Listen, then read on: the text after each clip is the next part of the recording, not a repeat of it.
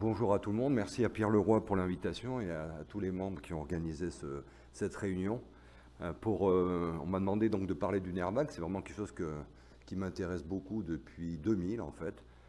On a tous appris le nerf vague en anatomie, en études de médecine, mais effectivement c'est pas aussi simple que ça le nerf vague. Donc je vais vous faire une présentation sur le nerf vague appliqué surtout au tube digestif, puisque moi je suis gastro-entérologue. Et notamment, on utilise la neurostimulation du nerf vague à visée anti-inflammatoire, et je vais vous parler de ça, entre autres, dans les maladies inflammatoires chroniques de l'intestin, dans la maladie de Crohn. Mais vous allez voir que le nerf vague, il est impliqué. Je dis souvent que le nerf vague, c'est Castorama, parce que actuellement, on peut faire la stimulation vagale dans la gastroparésie, l'obésité, la polyarthrite rhumatoïde, etc. Donc, il y a des possibilités multiples. Alors, donc le nerf vague fait partie du système nerveux autonome, avec classiquement antagonisme sympathique et parasympathique. Bon, on vous a très bien détaillé l'anatomie du nerf vague, avec notamment donc cette distribution à tout l'organisme, et notamment le tractus gastro-intestinal. Encore que ce n'est pas aussi simple que ça, je vais y revenir. Et puis en contrepartie, vous avez le parasympathique sacré, peut-être qu'on m'entend pas. Et le parasympathique sacré, donc, qui lui innerve la partie basse théoriquement du tube digestif, côlon gauche, rectum, vessie, organes génitaux, etc. Et puis récemment, il y a une équipe française qui a dit que le parasympathique sacré n'était pas du parasympathique, mais du sympathique. Ça a fait un tabac d'ailleurs, parce que même dans des universités américaines, du coup, ils ont gommé le parasympathique sacré en disant le parasympathique c'est que le nerf vague, le sympathique c'est tout ça, plus le parasympathique sacré. Puis ça a été un peu critiqué. Alors, ce qui est important dans le nerf vague, notamment dans le système nerveux autonome, c'est que ce sont des nerfs mixtes, hein, comme cela vous a été dit. Le nerf vague, c'est un nerf mixte qui comprend 80% de fibres afférentes, qui vont vers le système nerveux central, et 20% de fibres efférentes qui partent du système nerveux central et qui vont vers la périphérie, en l'occurrence, pour ce qui m'intéresse, le tube digestif, pour s'articuler avec le système nerveux entérique, le deuxième cerveau. Et donc vous avez la naissance des rameaux efférents, c'est le noyau moteur du vague dans le bulbe, et le noyau de tractus solitaire, lui, reçoit toutes les afférences du nerf vague. Et il y a une articulation vago-vagale, c'est-à-dire que les afférences vont moduler les efférences dans le sens excitateur ou inhibiteur. Et puis, bien entendu, de là, vous allez voir du noyau du tractus solitaire, il y a d'énormes projections en rostral. Et puis, donc, le sympathique est mixte 50-50, 50% de fibres afférentes, 50% de fibres efférentes, qui véhiculent notamment les voies de la douleur, en sachant que le nerf vague, comme cela a été un peu dit, a un effet antinociceptif. On apprend que le nerf vague ne joue pas dans la douleur, c'est faux, il a un effet antinociceptif également. Notamment, François Millon vous en parlera dans le syndrome d'intestin irritable. L'autre chose de communication entre le cerveau et le tube digestif, ce sont ce qu'on appelle les organes circumventriculaires qui sont situés en dehors de la barrière hémato-encéphalique, qui ont des noms un peu barbares. Le plus connu, c'est la glande pinéale avec la mélatonine. Mais oui, vous avez tous ces noms, le SFO, etc. Et la particularité de ces organes, c'est qu'ils sont des éponges vasculaires dans lesquelles sont véhiculées notamment les cytokines pro-inflammatoires périphériques, je vais y revenir, qui vont activer des astrocytes, qui vont libérer des prostaglandines, qui vont se fixer sur des récepteurs à PGE2 d'un neurone de l'aire préoptique qui projette sur l'axe hypothalamo-hypophysaire surrénalien. C'est-à-dire que moi je dis toujours, quand il y a le feu à la périphérie, qu'on libère des cytokines, ça va passer par le nerf vague, on va le voir, mais ça passe aussi par ces organes circumventriculaires. Donc le nerf vague, c'est le nerf plus long de l'organisme. Chez le rat, le nerf vague innerve tout le tube digestif. Chez l'homme, alors c'est au niveau du tube digestif, on a appris effectivement que le nerf vague va jusqu'à l'angle gauche et que le parasympathique sacré s'occupe du reste. Mais en fait, ces anatomistes là, qui sont connus, Delmas, Gell et Lowe, disent qu'en fait le nerf vague innerve tout le tube digestif avec ce tronc commun des nerfs vagues antérieur gauche et postérieur droit. Vous voyez qu'il y a des anastomoses qui fait qu'au bout d'un moment on ne sait plus ce qu'il y a à droite et à gauche. Et donc il y aura un tronc commun ici qui ensuite innerverait tout le tube digestif. En fait, quand vous lisez les traités d'anatomie, moi quand j'ai commencé à m'intéresser au nerf vague pour la neurostimulation vagale, j'ai sorti les traités d'anatomie de la fac de médecine de Grenoble et j'ai lu pas mal de choses. C'est très connu pour l'estomac, Pour le grêle, on dit que l'innervation du nerf vague décroît le long du grêle. Le côlon, on dit que ça va jusque-là, mais il n'y a pas grand-chose dans les traités d'anatomie, en fait. Et c'est ces auteurs-là qui ont beaucoup travaillé là-dessus. Alors, donc vous avez ce système nerveux vagal afférent et sympathique afférent qui vont ensuite se projeter sur le système nerveux central et dont la moelle pour le sympathique. Et puis, dans ces terminaisons afférentes, vous avez des récepteurs, notamment aux cytokines, IL-1 bêta, TNF, IL-6, IL-17, etc., des récepteurs à la douleur.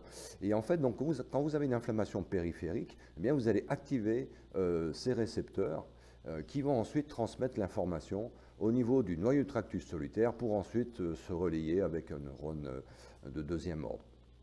Et donc, par exemple, on sait très bien qu'au niveau des afférences vagales, il y a des récepteurs à choléstokinine, au glucagon peptide 1, qui sont des hormones anorexigènes, alors que la gréline est la seule hormone orexigène. Et par exemple, quand vous avez des distensions mécaniques non douloureuses, théoriquement, vous activez ces afférences vagales. Et donc, tout arrive dans le noyau du tractus solitaire avec un relais dans le ganglion plexiforme où se situe le corps cellulaire de ces neurones. Et ce qui est important de savoir, c'est que le nerf vague, c'est un élément important de l'axe neuro-endocrinien immunitaire. C'est une relation triangulaire entre le système nerveux central, le système endocrinien et le système immunitaire qui assure l'homéostasie de l'organisme. C'est par exemple si vous faites une vagotomie, vous coupez le nerf vague, ben vous coupez les afférences, c'est-à-dire que le cerveau ne va plus savoir ce qui vient de la périphérie notamment. Et donc le nerf vague avec ses afférences, vous voyez en noir, peuvent être stimulées. Par exemple, quand vous faites un choc septique avec injection de lipopolysaccharide bactérien en intraveineux, en intrapéritonéal, vous activez des cellules immunitaires comme des macrophages qui vont libérer des cytokines pro-inflammatoires, l'IL-6, TNF-alpha, qui vont activer des afférences vagales. L'information arrive dans le noyau du tractus solitaire, NTS, et de là, c'est projeté sur l'axe, sur l'hypothalamus. Il y a des grosses projections du NTS sur le noyau paraventriculaire de l'hypothalamus, qui est très riche en hormones du stress, le corticotrophic releasing factor, qui active l'hypophyse, qui libère de la corticolibérine ou ACTH, qui stimule les glandes surrénales. Et le but, c'est d'aller atténuer l'inflammation périphérique. Et puis, ce qui a été trouvé plus récemment, donc ça c'est très connu, hein, cet axe corticotrope, cette activation, et plus récemment a été mis en évidence le rôle anti-inflammatoire des efférences vagales. C'est-à-dire qu'en fait, quand vous avez un réflexe inflammatoire qui a été décrit par l'équipe de Kevin Tracey aux États-Unis en 2000, c'est-à-dire que quand vous activez les afférences, vous avez une articulation entre le NTS et le noyau moteur du vague qui fait que vous allez activer le noyau moteur du vague qui va libérer de l'acétylcholine ici, puis qui va activer un deuxième neurone cholinergique qui va aller atténuer, je vais y revenir, la libération de cytokines pro-inflammatoires. Donc le nerf vague, il est doublement anti-inflammatoire, à la fois par ses afférences, en stimulant l'axe corticotrope, et par ses efférences, en inhibant la libération de TNF-alpha, je vais y revenir, par ces macrophages. Et donc ce qui est important, vous voyez, c'est que quand vous avez ces afférences vagales sur le NTS, ce NTS ensuite il projette sur tout le système nerveux central, notamment sur le noyau parabrachial, qui est un gros noyau sensitif aussi, qui est un gros relais du NTS, avec une viscérotopie. Ce qui arrive du tube digestif, par exemple, n'arrive pas au hasard ici. Il y a une viscérotopie qui est reproduite ici dans le parabrachial, sur ensuite le thalamus, le cortex insulaire, qui est le cortex dont je vais reparler, qui est le cortex viscéral sensitif notamment, de l'interoception, la façon dont je me perçois. Vous avez des projections sur le noyau noradrénergique A5 qui ensuite module le parasympathique. Vous avez des projections sur le noyau moteur du vague, sur l'hypothalamus, le paraventriculaire, sur le système limbique, le noyau central de l'amygdale, le bed nucleus du stria terminalis, etc. Donc l'information, elle est intégrée dans ce qu'on appelle un système, le CAN, le Central Autonomic Network, le réseau autonomique central, qui va ensuite envoyer des fibres descendantes pour aller moduler le système nerveux autonomique. Le nerf vague, soit l'inhiber, soit l'activer, etc. Le tractus intermédiolatéralis, qui est le point de départ du premier neurone de la voie sympathique. Et donc vous avez tout ce qui est intégré, va être digéré, si je peux parler comme ça, pour ensuite entraîner une modification de la balance sympatho-vagale notamment, avec un effet de l'axe du stress, bien entendu, là-dessus. Donc voilà. Toutes les afférences viscérales, vous voyez, sont intégrées dans le noyau du tractus solitaire pour le vague, la moelle épinière, Et puis ensuite, vous avez des réflexes autonomiques, hein, vago-vagal, sympatho-sympathique, inhibiteur, excitateur, intégration sur le système endocrine avec activation de l'axe corticotrope. Donc vous avez une réponse autonomique, cognitive, endocrinienne, émotionnelle, comportementale, sur tout ce qui arrive de votre organisme, notamment du tube digestif pour ce qui m'intéresse. Alors ce qui est important, c'est cette notion de l'interoception. Comment je me perçois, c'est la conscience de l'état interne de mon corps.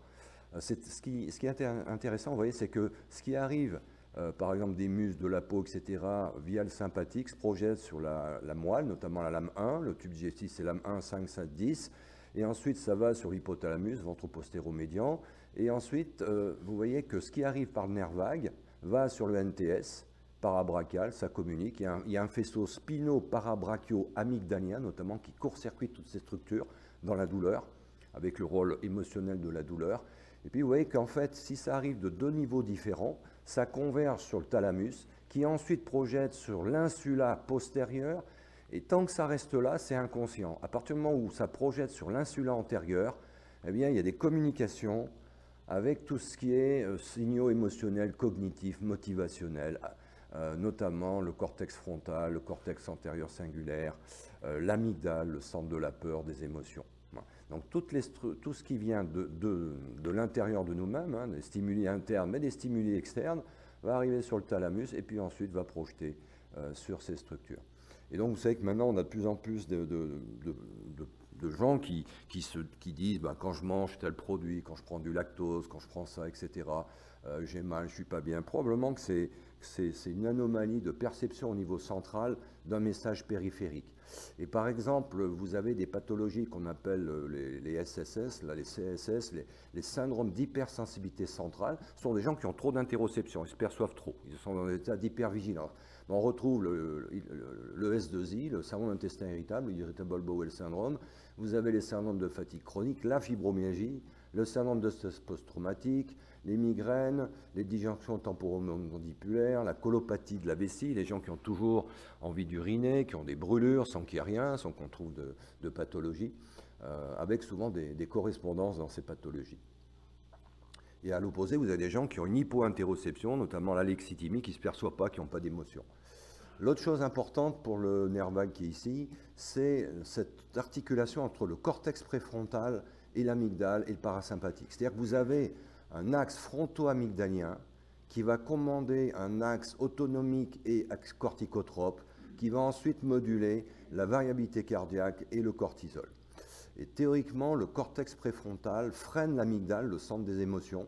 L'amygdale, qu'est-ce qu'elle fait? Elle stimule l'axe corticotrope, comme un stress, et elle stimule le sympathique, et elle a tendance à inhiber le parasympathique, alors que le cortex préfrontal l'inhibe et stimule le parasympathique. Donc vous avez un équilibre, et normalement, dans tous les traumatismes tôt dans l'enfance, qu'on voit souvent dans les pathologies digestives, pour nous, mais qu'on voit ailleurs aussi, hein, eh bien vous avez une rupture de cette régulation frontale sur l'amygdale, ce qui fait que l'amygdale est autonome, si je peux parler comme ça, et va activer le système sympathique, l'axe corticotrope. Et donc vous pouvez utiliser l'étude de la variabilité cardiaque et du cortisol comme un marqueur de cette balance. Et par exemple, nous, dans le syndrome d'intestin irritable et maladies inflammatoires, on a montré qu'il y avait une rupture de cette balance, de ce couplage fonctionnel entre le système nerveux autonome et l'axe corticotrope que l'on peut matérialiser par l'étude de HRV, c'est la variabilité cardiaque, et le cortisol. Et ça, c'est très important puisque je vous ai mis cette diapositive de ce bouquin qui est assez phénoménal, de l'immunopsychiatrie.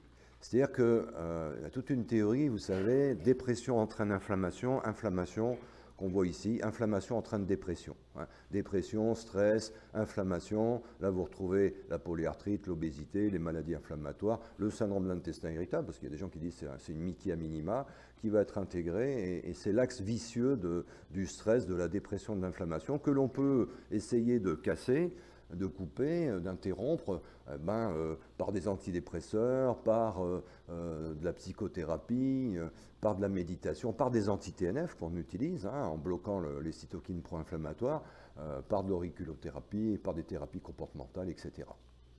Et vous avez toute cette théorie qui dit stress, anxiété, dépression, inflammation, auto-immunité, cancer.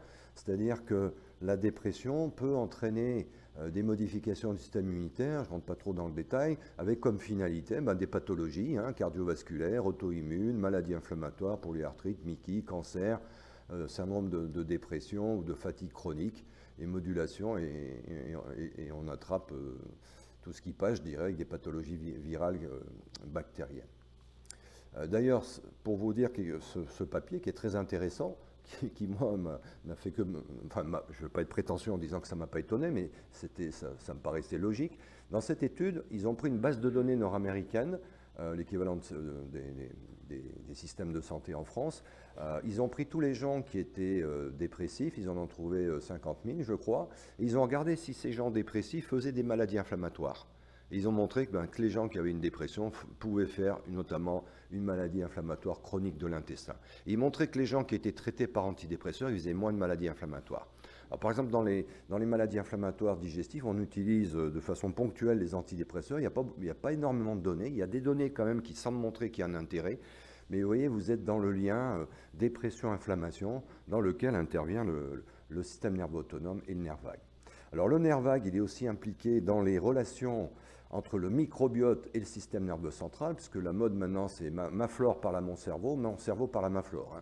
Donc la flore intestinale, elle libère des métabolites qui peuvent impacter le système nerveux central, soit directement en agissant sur le vague, afférence, intégration centrale, efférence, modulation de la perméabilité et de l'inflammation, soit en stimulant des cellules endocrines du tube digestif qui vont libérer de la cholécystokinine, du GLP-1, de la gréline. Donc je vous ai montré tout à l'heure qu'il y avait des récepteurs qui ensuite vont activer le système nerveux central. Et donc vous avez beaucoup de données qui sortent actuellement sur les transplantations, la transplantation fécale. Il y a un papier par exemple qui a montré que si vous transplantez un animal de la flore intestinale de sujets parkinsoniens, les animaux vont avoir des troubles moteurs. Ouais. Donc bon, voilà. Donc on a toute une base de données intéressante sur la relation entre notre flore et le système nerveux central, avec en application la transplantation fécale, les probiotiques, les prébiotiques, etc. Je ne rentre pas trop dans le détail. Ça, c'est pour vous montrer, donc, dans les pathologies inflammatoires, inflammatory bowel disease, dans le syndrome d'intestin irritable, on a un gros rôle du stress qui va entraîner des modifications centrales, avec notamment une rupture de cet axe fronto-amygdalien, le rôle des traumatismes tôt, la dépression, qui vont entraîner des modifications du système nerveux autonome, qui vont entraîner des perturbations de la perméabilité, du microbiote, de l'axe du stress en périphérie, puisque vous avez un système CRFRGX central, qui est plus connu, mais vous en avez au niveau du tube digestif, de la peau, etc. Et par exemple, on peut utiliser la variabilité cardiaque pour avoir un reflet de ces relations entre votre cerveau et votre tube digestif. Et par exemple, le stress stimule le sympathique, mais inhibe le nerf vague. Le nerf vague est un nerf qui intervient dans la récupération au stress, et avoir une hypotonie vagale, eh bien, je vais y revenir, c'est pas très bon. Et avoir une hypertonie, c'est pas non plus très bien. Donc, c'est pour vous montrer que quand on étudie la variabilité cardiaque, c'est le petit bout de la lorgnette. On regarde la finalité de toutes ces communications. Je ne rentre pas dans le détail. Vous voyez, un cortex frontal, cortex cingulaire, l'insula, l'amygdale, l'hypothalamus, le NTS, etc. Donc c'est un marqueur qui est pas mal utilisé actuellement. Quand on fait de la variabilité cardiaque, comme un électrocardiogramme, on a un logiciel qui transforme les RR, les QRS, en facteurs de haute fréquence. En facteur de haute fréquence, high frequency, low frequency, là c'est le tonus vagal, ça c'est à la fois sympathique et parasympathique. On fait le rapport qui doit être égal à 1 normalement, c'est-à-dire que je dois avoir une balance équivalente entre le sympathique et le parasympathique, et on va voir si vous êtes en hypertonie vagale, en hypotonie vagale ou en hypotonie sympathique. Alors, si on revient à cette fameuse voie cholinergique anti-inflammatoire utilisée dans le nerf vague efférent qui va vers la périphérie, ça part donc de cette publication en 2000. Moi, quand j'ai vu ce papier, je me suis dit pourquoi pas faire de la neurostimulation vagale dans les maladies inflammatoires. Kevin Tracey, c'est un neurochirurgien qui a un gros centre de recherche à New York, et qui est quelqu'un d'assez génial. Et qu'est-ce qu'il fait? Il fait un choc septique chez l'animal, rat, pardon. Ça, c'est le cham qui reçoit, qui n'a pas le choc septique. qui n'a pas le choc sceptique, pardon, il fait une vagotomie, il montre que si je fais une vagotomie, ben, j'aggrave la libération de TNF dans le sérum, dans le sang et également dans le foie. Si je coupe le nerf vague et que je mets une électrode dessous, sous-entendu, si je mets une électrode dessous, je stimule que ce qui va vers la périphérie, les efférences, puisque j'ai plus d'afférences qui vont vers le cerveau. J'ai déconnecté la relation avec le cerveau. Eh bien, j'améliore l'inflammation, le choc septique. Voilà. Et il se dit par quoi ça passe? Donc il dit le nerf vague, il est anti-inflammatoire, cholinergique. Quel est le récepteur? Muscarénique, nicotinique. Il fait la même chose chez des souris knockout invalidées pour les alpha-7 nicotiniques. Et il montre que chez les animaux knockout, KO, pour l'alpha-7 nicotinique récepteur, eh bien, il n'a pas d'effet de la neurostimulation vagale. Donc il dit, dans le nerf vague, il y a une voie cholinergique anti-inflammatoire, cholinergique anti-inflammatory pathway, CAP, qui a un effet anti-inflammatoire via un récepteur alpha-7 nicotinique. Alors c'est beaucoup plus complexe que ça, puisque actuellement, donc voilà, là vous avez les afférences vagales, les afférences, pardon, en noir, les efférences. Donc ça c'est bien connu, axe corticotrope, ce que je viens de vous montrer, je libère de l'acétylcholine qui se fixe sur des récepteurs alpha-7 nicotiniques et je bloque la libération de TNF-alpha. Il y a aussi une articulation du nerf vague avec la moelle, avec le nerf splénique, pas la moelle, pardon, la rate, via le nerf splénique par une articulation parasympathique-sympathique. Classiquement, on dit qu'ils sont antagonistes. Là, ils sont agonistes. Je libère de l'acétylcholine qui stimule le nerf splénique, qui libère de la noradrénaline, qui se fixe sur des récepteurs bêta-2 des lymphocytes, qui libère de l'acétylcholine, et on revient ici, et j'inhibe la libération de TNF-alpha. Ça, c'est la voie cholinergique non neuronale lymphocytaire. Voilà.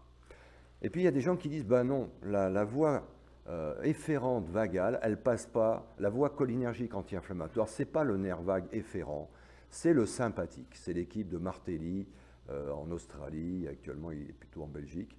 Et donc, ils ont fait des tas d'études chez l'animal avec des dissections, c'est assez complexe. Et pour eux, le sympathique, qui part de la moelle, va ensuite relayer l'information avec le nerf splénique pour revenir ici. Voilà. La théorie, c'est que, en fait, ce n'est pas le problème. Parce que le nerf vague, en fait, il est afférent-efférent. Quand vous stimulez le nerf vague, vous stimulez dans les deux sens, je vais y revenir. Et en fait, quand vous allez en centrale, vous intégrez l'information dans de Central Autonomic Network, et ce scan-là, il projette sur des noyaux qui ensuite stimulent le sympathique, comme le groupe noradrénergique A5, adrénergique C1, locus ceruleus A6. Donc cette guéguerre-là est un peu stupide, moi je trouve. C'est en fait le nerf vague, il est anti-inflammatoire, le sympathique sûrement aussi, par certains côtés. Mais en fait, quand je stimule le nerf vague, ça va vers la périphérie, ça va vers le haut, et j'active dans tous les sens un petit peu. Alors, comment activer cette voie cholinergique anti-inflammatoire? Vous avez plusieurs moyens. Soit vous bloquez le TNF, c'est ce qu'on fait dans les maladies inflammatoires, la polyarthrite notamment, le Crohn, la rectocolite. Soit vous avez des agonistes sélectifs des récepteurs alpha-7, un peu ces noms-là, dont la nicotine, qui a un effet dans la rectocolite par exemple. Soit vous stimulez les afférences vagales avec un apport nutritionnel riche en graisse qui libère de la cholécytokine qui se fixe ici, et réflexe inflammatoire, vago-vagal. Après, vous avez une activation centrale par certains composés comme le CNI 1493, la galantamine. La galantamine, c'est utilisé dans l'Alzheimer. C'est un anticholinesterasique central parce que vous avez aussi un système cholinergique central qui va activer le nerf vague. Et donc, quand vous prenez de la galantamine, ça passe la barrière hémato-encéphalique, vous activez un système cholinergique central qui active le nerf vague. Et puis, vous avez toutes les thérapies comportementales, cognitives, l'hypnose, ça stimule le nerf vague, la méditation, le tai chi, le yoga, l'activité physique, qui n'est pas marquée ici, mais pourquoi faire de l'activité physique? Parce que c'est bon pour nous, ça stimule le nerf vague. Alors, actuellement, la mode, je dirais, c'est la médecine bioélectronique. La médecine bioélectronique, c'est se dire quelle est la cible. En l'occurrence, on va choisir le TNF. Quel est le signal? Qu'est-ce que je vais utiliser? On va utiliser le nerf vague dont je viens de vous parler. Et puis, on va mettre un device, un neurostimulateur autour du nerf vague pour aller stimuler le nerf vague, pour aller inhiber la libération de TNF, pour avoir un effet antidouleur, etc., anti-obésité, stimuler la vidange de l'estomac, etc. Et donc, on est parti de cette étude Princeps, là, de Tracey à l'époque. On a fait de la neurostimulation vagale donc chez l'animal, je vais vous montrer. On a montré qu'il y avait un effet anti-inflammatoire. Et puis, on a montré que ça passait à la fois par les afférences et les efférences. Et ce qui est intéressant, c'est que chez l'homme, on a montré que le tonus vagal était significativement abaissé dans les MICI, maladies inflammatoires chroniques de l'intestin, en rémission, c'est-à-dire que même en rémission, quand je vais bien, je peux avoir une hypotonie vagale, une dysautonomie. Et que c'était corrélé avec un taux plasmatique élevé de TNF-alpha, hypotonie vagale, hyperconcentration sanguine de TNF, corrélé avec des affects négatifs, parce qu'on a aussi des affects positifs, heureusement, et une anomalie de la perception de la sensibilité viscérale et avec la durée de la maladie. Donc vous avez vraiment un lien entre le tonus vagal et tous ces phénomènes. Et donc on s'était dit, pourquoi pas faire de la neurostimulation vagale dans les MICI. Donc voilà, ça c'est pour vous montrer l'ajustement, la relation de tonicité vagale, syndrome de l'intestin irritable, maladie inflammatoire. On a montré dans cette étude que l'équilibre du système nerveux autonome était différemment adapté suivant la maladie, que ce soit une MICI ou une colopathie, et que cet équilibre était conjugué avec des affects positifs et un ajustement cognitif dans les MICI, mais pas dans le syndrome de l'intestin irritable. Et par exemple, vous voyez, on montrait que si j'ai un tonus parasympathique élevé, j'ai un taux de TNF bas. Par contre, si j'ai un taux un tonus parasympathique bas, eh bien, j'ai un taux élevé. Et on a montré aussi que dans ces pathologies, il y avait une anomalie de l'équilibre, notamment de la sécrétion salivaire, le soir, notamment de cortisol. C'est-à-dire que c'est ce que je vous ai dit tout à l'heure, cette interruption du couplage fonctionnel entre le système nerveux autonome et l'axe corticotrope. Donc chez l'animal, qu'est-ce qu'on faisait? On implantait une électrode autour du nerf vague gauche qui ressortait vers le sommet de la tête de l'animal. Vous voyez, l'animal était éveillé ensuite, on y récupérait. On avait un collecteur tournant, c'est-à-dire que l'électrode remontait ici. On utilisait un neurostimulateur externe parce que le neurostimulateur de la société Cyberonix qu'on avait utilisé au départ était très gros, donc l'animal, quand on implantait le neurostimulateur dans le dos, il penchait d'un côté, donc c'était pas très sympa pour le rat. Et donc on utilisait ces paramètres d'intensité, 1 milliampère, 5 Hz. Pourquoi 5 Hz? Parce que ce qui est dit, c'est que quand je stimule à basse fréquence, je stimule les efférences parasympathiques, vagales. Tandis que si je stimule à 20 ou 30 Hz, comme dans l'épilepsie, la dépression, eh bien je vais vers le haut, je vais vers le système nerveux central. Voilà, donc on était parti là-dessus, avec ces paramètres adaptés en fait de l'épilepsie, sauf qu'on se mettait à basse fréquence sur des données publiées dans la littérature, que si je stimule à basse fréquence, je vais vers la périphérie, c'est ce qu'avait montré Tracé, donc je vais vers la voie cholinergique anti-inflammatoire périphérique.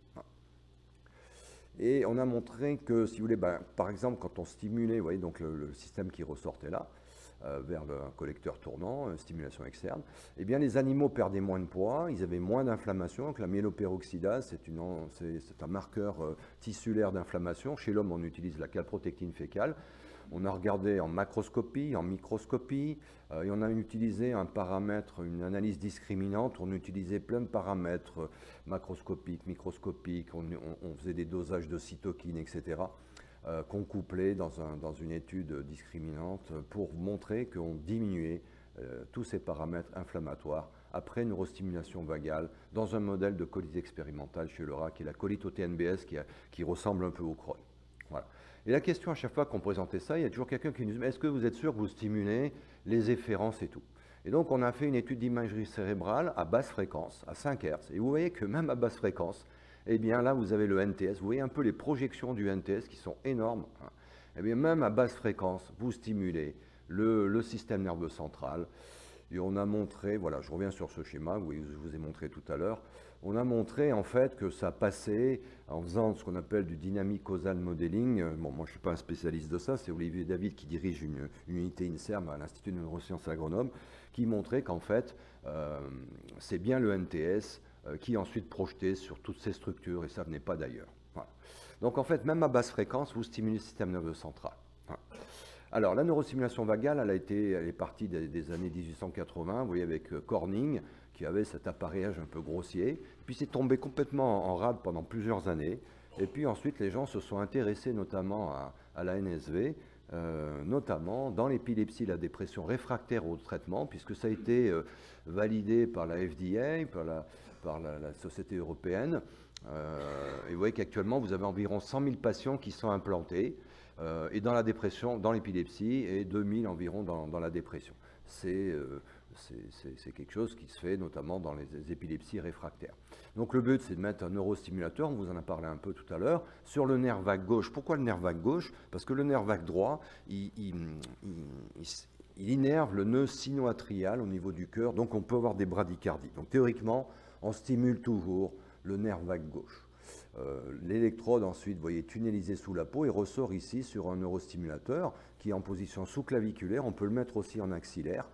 C'est quelque chose de très plat. Hein. C'est la société Cyberonics qui s'appelle Livanova maintenant, hein, qui a fusionné avec Sorin. Et donc voilà. Et donc vous avez un neurostimulateur que vous pourrez paramétrer en fréquence, en intensité, etc. Et nous, on a utilisé les paramètres de l'épilepsie.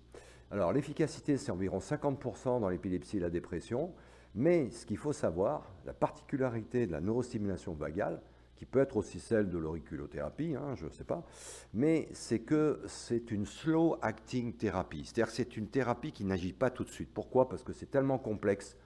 Dans l'épilepsie, ils commencent à comprendre comment ça marche, mais ce n'est pas aussi simple que ça.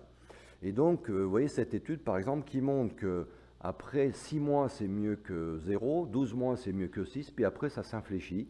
Donc, vous voyez que facilement, c'est 2 à 3 ans pour vraiment avoir une efficacité optimale. Et nous, on l'a vu aussi dans les maladies inflammatoires. Alors, les effets secondaires, il n'y en a pas tant que ça.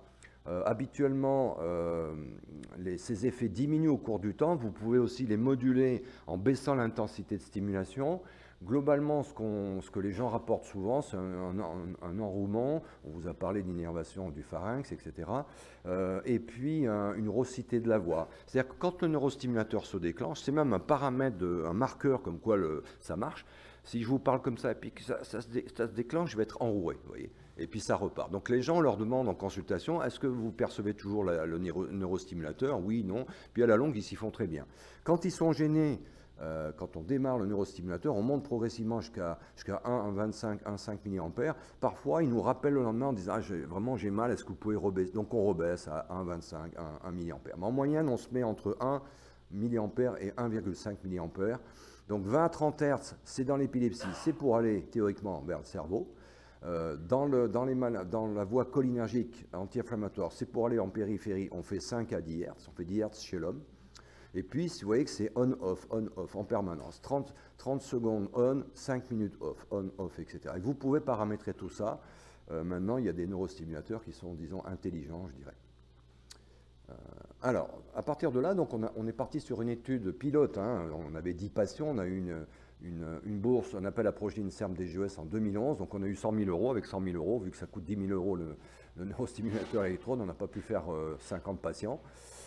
Et puis, donc, on a inclus des maladies de Crohn en poussée légère à modérée, sur des arguments cliniques avec des scores d'activité, CDAI biologique, la CRP, la calprotectine fécale, qui est un marqueur d'inflammation digestive très utilisé actuellement dans tout ce qui est maladie inflammatoire, une coloscopie avec un score d'activité endoscopique, on faisait d'échographie de contraste qui nous permet de voir l'inflammation digestive, la variabilité cardiaque, on a fait de l'EEG haute résolution, des questionnaires psychologiques, des échelles de douleur avec une échelle visuelle analogique. On a implanté 9 patients, voilà un petit peu, donc vous voyez, on a commencé, je crois que c'était le 15 avril 2012, le premier patient, et on a fini en 2016, et on a encore plein de données à utiliser parce que c'est assez lourd comme protocole, et on aurait même pu implanter 50 patients, que je ne sais pas si on y serait arrivé, parce que quand on inclut un patient, il fallait appeler l'anesthésiste de neurochir, le neurochirurgien, prévoir la coloscopie, la variabilité cardiaque, les questionnaires, etc.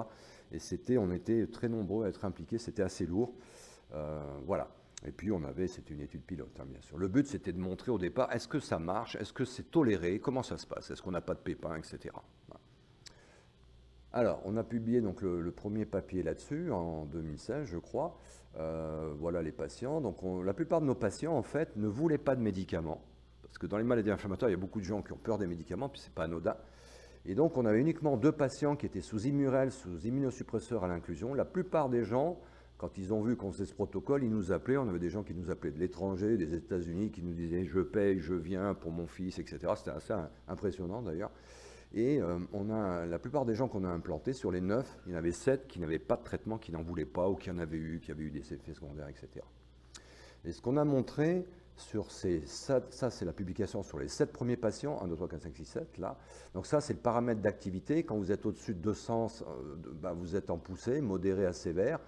Et vous voyez, globalement, on avait des gens qu'on a améliorés. On a eu 2 sorties d'études, parce que malheureusement, comme les médicaments, ça ne marche pas à 100%. Et notamment, les 2 sorties d'études, c'était des gens qui avaient les poussées les plus sévères. Et comme c'est un traitement qui met quand même un peu de temps à agir, en fait, on s'est dit après qu'il ne fallait pas prendre des gens comme ça, il ne fallait pas implanter des patients en poussée sévère. Parce que c'est une slow-acting thérapie, c'est quelque chose qui met du temps, notamment probablement parce qu'il y a des modifications de neuroplasticité cérébrale, des modifications du système nerveux. Ce n'est pas aussi simple que d'injecter des corticoïdes ou des morphiniques à visée antidouleur. On a montré aussi qu'on améliorait le score endoscopique. Vous voyez, on passe d'un score pathologique à un score normal. On a amélioré la CRP, et notamment on a amélioré la calprotectine fécale, et surtout, on avait tendance à rétablir des anomalies du tonus vagal, que ce soit hypo surtout, ou hyper chez un patient.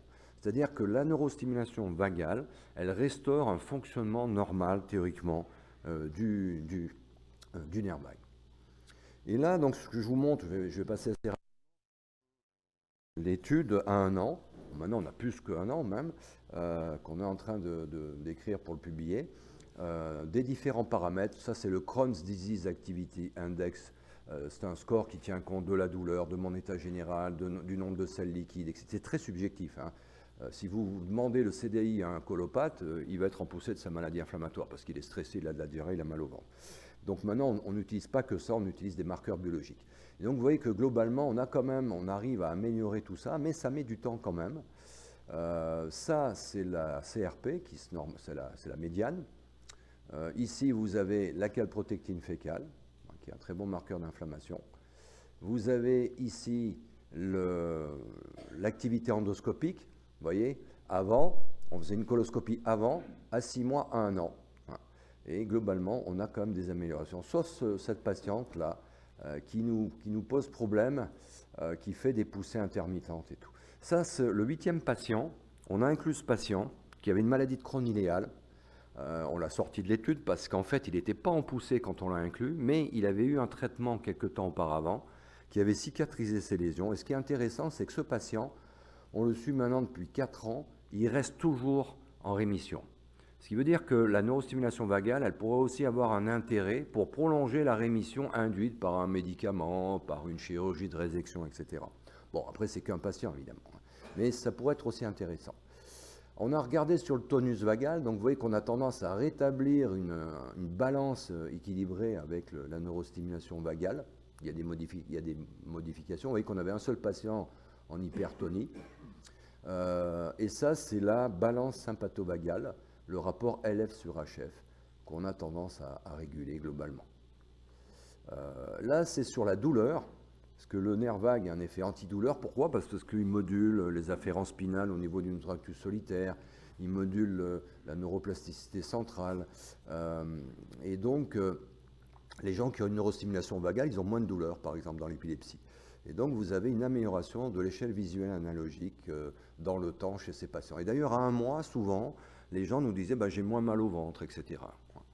Et quand même, globalement, vous voyez qu'on a un effet qui n'est pas immédiat, qui met 3 mois environ. Voilà. Ça, c'est sur l'anxiété et la dépression. On n'a pas eu de modification énorme parce que nos patients n'étaient pas spécialement déprimés quand on les a inclus. Alors, ce qui est intéressant, c'est qu'on a regardé sur le profil cytokinergique, sanguin, plasmatique, chez les gens, versus ça, c'est le profil cytokinergique sanguin à l'inclusion, hein, avant la neurostimulation, par rapport à des témoins. Et en fait, vous voyez qu'il y a un profil cytokinergique qui est très variable, hein. Il n'y a pas que le TNF, il y a l'IL-23, l'IL-6, etc. Ça veut dire qu'en fait, chaque patient est particulier. Et peut-être que quand on donne des anti-TNF, si je ne suis pas médié par, mon inflammation n'est pas médiée par le TNF, ça ne sert peut-être à rien de me donner des anti-TNF, puis ça ne marchera pas. C'est ce qui nous a vraiment étonné. Il n'y a pas que le TNF. Et le nerf vague, il ne diminue pas que le TNF. Et ça, c'est l'effet de la stimulation vagale à 12 mois. On a regardé l'effet entraînant une diminution de 25% par rapport à avant la neurostimulation vagale. Donc vous voyez qu'on améliorait l'IL6 chez 6 patients sur 9, le TNF, l'IL23, etc. Donc il n'y a pas que le TNF qui est impliqué par la neurostimulation vagale. On a montré, là je vais passer un peu plus vite, on a regardé en électroencéphalographie à 1 an ce qui se passait chez nos patients. Et par exemple, on a montré, donc là vous avez en phase aiguë, au tout début, quand on regarde après quelques semaines. On a montré qu'en aigu, la neurostimulation vagale entraînait une activation corticale en rouge, vous voyez, active, dans des zones de basse fréquence qui modulent le système nerveux autonome notamment. Et vous voyez qu'entre 0, c'est 0, 6 semaines, 12 mois, ensuite on fait des soustractions, et vous voyez quand on regarde entre 0 et 12 mois, c'est pas du tout pareil qu'au début, hein, vous avez des modulations d'activité dans des bandes, notamment θ, alpha, qui sont impliquées dans les régulations autonomique notamment. Et on a montré que la neurostimulation vagale induisait une diminution de la bande en alpha qui était corrélée avec une amélioration de l'indice d'activité clinique, la calprotectine fécale, l'anxiété un petit peu et le tonus vagal. Donc vous modulez en centrale et vous avez une modification périphérique. C'est ce que je vous montrais tout à l'heure. Pour nous, l'intérêt c'est que c'est faisable, c'est bien toléré. Il n'y a pas d'effet secondaire. La rosicité, c'est quelque chose qui est même un marqueur et qui est bien toléré par les patients. Ça cible une voie intrinsèque physiologique anti-inflammatoire, anti-épileptique, antidouleur, etc. Vous restaurez, vous avez tendance à restaurer une balance autonomique qui est importante pour nous. Hein. Quand on n'est pas en balance, c'est pas bien. Le problème, c'est un peu le délai d'action. C'est une slow-acting thérapie, comme pour l'épilepsie et la dépression. L'intérêt, on y voit l'intérêt dans la compliance. C'est-à-dire quand vous avez un neurostimulateur implanté, vous avez ça, c'est une chirurgie de 1 heure, hein, c'est une neurochirurgie, c'est un neurochirurgien qui nous fait ça. Eh bien, vous n'avez pas besoin de prendre de médicaments, donc c'est on-off, vous n'avez rien à faire. C'est une thérapie non médicamenteuse, les gens sont très sensibles à ça actuellement, hein, avec on a quand même beaucoup d'effets secondaires des traitements. Hein. Et les gens, quand ils vont mieux, ils vous disent pendant combien de temps je vais prendre ce traitement, docteur? Parce qu'ils ont envie d'arrêter, quoi. C'est moins cher et plus sûr que les thérapies biologiques. Il y a un intérêt potentiel dans les Mickey et ailleurs. Hein. François va vous parler du syndrome d'intestin irritable. Dans la polyarthrite rhumatoïde, il y a un essai actuellement. Moi, je vois passer plein de publications là-dessus. Quelle est la place exacte dans le traitement? Ça reste à déterminer. Il faut bien entendu, nous on a fait une étude pilote, peut-être que si on fait une étude randomisée, ça sera négatif. Honnêtement, je n'y crois pas. Mais bon, ça peut être utilisé dans la polyarthrite. Après, il y a plein de questions. Quels paramètres? Basse fréquence, haute fréquence. Nous, on pense qu'il faut 10-20 Hz. Est-ce qu'il faut stimuler de façon permanente? Est-ce qu'il faut stimuler de façon intermittente? La miniaturisation des neurostimulateurs. Le tonus vagal est important. Est-ce que c'est un facteur prédictif de réponse, de rechute? Est-ce qu'on ne pourrait pas utiliser un pacemaker comme les pacemakers Sentinelle, un neuromodulateur Sentinelle? Est-ce qu'il faut faire de l'invasif, comme on le fait, parce qu'on est parti là-dessus au départ, ou du non-invasif, comme la stimulation transauriculaire? Et donc les applications cliniques actuelles, vous voyez, il y a la maladie inflammatoire, il y a une autre équipe qui travaille là-dessus. La polyarthrite rhumatoïde, c'est l'équipe de Kevin Tracey qui a publié ça. Ils ont un essai actuellement thérapeutique. L'iléus post-opératoire, quand on vous opère, dès qu'on manipule le tube digestif, qu'on incise la peau ou qu'on manipule le tube digestif, même en célioscopie, on stimule les macrophages qui libèrent du TNF, qui inhibe la motricité. Donc si c'est Guy Bockstein en Belgique qui a montré que chez l'homme et chez l'animal, il améliorait l'occlusion post-opératoire, d'où les gens vont rester moins longtemps hospitalisés, ça va coûter moins d'argent, etc. Voilà. Le syndrome de l'intestin irritable, François va vous en parler. La gastroparésie, il y a quelques études, mais là c'est de la stimulation transauriculaire. Il y a une étude qui a été publiée. La gastroparésie, c'est quelque chose d'assez catastrophique, je trouve. On en voit de plus en plus.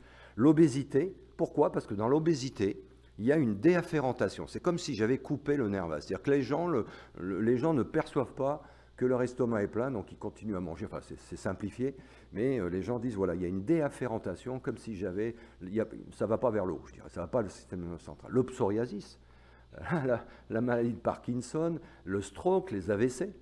Il y a des données, tout à l'heure on vous a parlé d'une étude, d'un résultat chez un patient. Voilà. Alors la polyarthrite rhumatoïde, eh bien, ils ont montré dans cette étude que j'améliore l'activité, un paramètre d'activité, l'équivalent de notre CDAI. Et eux, ce qui était intéressant dans cette étude, c'est qu'ils arrêtent le neurostimulateur et surtout, ils stimulent 60 secondes 4 fois par jour. Ils ne stimulent pas en permanence comme nous. Et ils montrent que quand ils arrêtent ici, eh ben, les gens vont moins bien. Je restimule, ils vont mieux à nouveau. Et puis ils ont dosé le TNF-alpha, ils ont montré qu'il diminuait, etc. Et donc actuellement, ils lancent une étude plus importante. Là, c'est une étude pilote aussi. Et puis j'en arrive bien entendu à la stimulation non invasive. Je ne vais pas vous faire de leçons là-dessus, puisqu'on vous a parlé que toute cette zone est innervée, vous voyez, par la branche auriculaire du nerf vague. Et le but, donc, c'est d'aller stimuler à haute fréquence, théoriquement à 20-30 Hz, pour faire un réflexe périphérique central, central-périphérique. Ce que je vous ai vago-vagal. Voilà. Pourquoi? Parce que le nerf vague, il arrive ici, sur le tractus solitaire, mais la branche auriculaire arrive sur le 5, et vous voyez que ça communique partout. Le locus cereus, le raphénucléus, le parabrachial, la substance rispériducale, l'hippocampus, l'amygdale, etc. Voilà. Donc en fait, les gens ont montré que si on fait de l'imagerie cérébrale après sous-stimulation transauriculaire, on a les mêmes structures activées en centrale que la stimulation du nerf vague. Voilà. Donc ça arrive au même niveau. Et là, c'est une entreprise française là, qui s'appelle Choix Médicaux qui commercialise ce système de stimulation transauriculaire avec un stimulateur, Eurostim 2, qu'on utilise, nous, parfois, chez les patients, avec une électrode, vous voyez, qui est branchée dans cette zone innervée par la branche auriculaire du nerf vague. Et donc, ils recommandent d'utiliser cette neurostimulation vagale à des intensités, à des fréquences différentes, suivant la pathologie que l'on veut cibler. Voilà. Et puis, vous avez aussi ce système de stimulation vagale transcutanée au niveau du cou. C'est une boîte américaine qui s'appelle Electrocore, ça s'appelle GammaCore le système, avec deux disques ici de stimulation. Quand vous lancez le stimulateur, eh bien vous partez pour 2 minutes. Et il recommande de faire ça 2 fois par jour en mettant les 2 disques ici au niveau du cou et en faisant un mouvement comme ça. Donc vous voyez, suivant que je me mets bien sur le trajet ou en haut ou en bas, on peut penser que ce n'est pas du tout pareil. Mais en tous les cas, ils ont montré qu'ils l'ont validé dans la migraine. Vous voyez que c'est aussi utilisé dans la migraine. Et puis ils travaillent sur la gastroparésie aussi. Ça, c'est un article qui a été publié dans Nature par un journaliste scientifique qui m'avait contacté, qui m'avait demandé ce qu'on faisait, qui a contacté un peu tous les gens qui travaillent sur la neurostimulation vagale. Et vous voyez, il disait une procédure expérimentale qui expose les liens entre le système nerveux central et le système immunitaire. C'est l'axe neuro-immunitaire. Est-ce que ça peut être le point de départ d'une révolution? Voilà, et je vous remercie pour votre attention. Et là, je vous présente un peu les gens qui sont impliqués. Sonia, qui connaît très bien Pellissier, qui connaît très bien la variabilité cardiaque. Valérie Siniger, qui travaille avec moi depuis des années, parce que moi j'avais une jeune équipe de recherche dans l'Institut des neurosciences. Bon, actuellement, j'ai plus le temps de faire je suis intégré dans une autre équipe qui est celle d'Olivier David, qui nous aide pour tout ce qui est EEG. Amandine Rubio, qui est une gastropédiatre, qui a beaucoup travaillé en imagerie cérébrale dans la maladie de Crohn. Chloé Pic, qui a travaillé sur la neurostimulation vagale. Didier Clarençon, qui était, je me dis, le hasard fait bien les choses, on est dans l'école de santé des armées, et moi, dans mon équipe, j'avais 3 personnes qui faisaient partie du centre de recherche de santé des armées. De Grenoble, qui a fermé il y a quelques années, malheureusement. Et donc, on a vraiment passé du bon temps avec ses collègues. Et Didier Clarençon, qui est à la retraite maintenant, c'est lui qui a mis au point toute la neurostimulation vagale. Il y avait Julien Merignani, là, qui est un postdoc, qui maintenant travaille dans l'entreprise de son père, parce que c'est pas facile de trouver quand on fait une thèse de science, malheureusement les débouchés sont pas top quand même, et il n'est pas là-dessus, mais c'est lui qui avait mis au point chez l'animal la neurostimulation vagale. Voilà, puis je vous remercie pour votre attention.